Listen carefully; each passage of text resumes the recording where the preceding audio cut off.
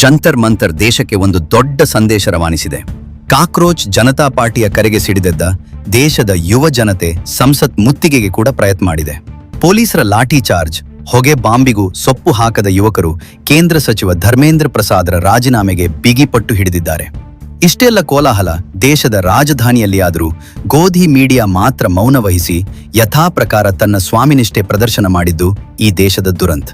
ಬೇರೆ ದೇಶದ ಇಂತಹ ಪ್ರತಿಭಟನೆಗಳನ್ನು ಮಸಾಲೆ ಹಾಕಿ ಪ್ರಾಸಾರ ಮಾಡುವ ಗೋಧಿ ಮೀಡಿಯಾ ನಮ್ಮ ದೇಶದ ಯುವ ಜನತೆಯ ನಾಡಿ ಮೀಡಿತ ಪ್ರಸಾರ ಮಾಡದೆ ಎಂಜಲಿಗೆ ಮನಸೋತು ಮೌನವಾಗಿದೆ. ಸ್ನೇಹಿತರೆ, ಇಂತಹ ಮಾಧ್ಯಮಗಳಿಂದ, ಪ್ರಜಾಪ್ರಭುತ್ವದ ಉಳಿವಿಗೆ ಕೈ ಜೋಡಿಸದ ಮಾನಗೆಟ್ಟ ಮಾಧ್ಯಮಗಳಿಂದ ದೂರವಿರಿ.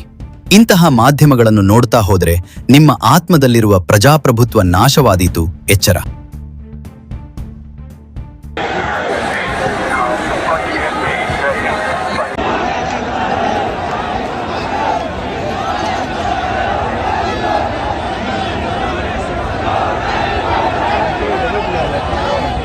और ये जो स्काई रूट स्टार्टअप है,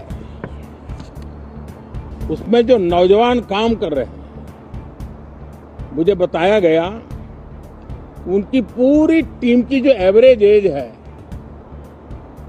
वो सिर्फ 28 साल है. ऐसे नौजवानों ने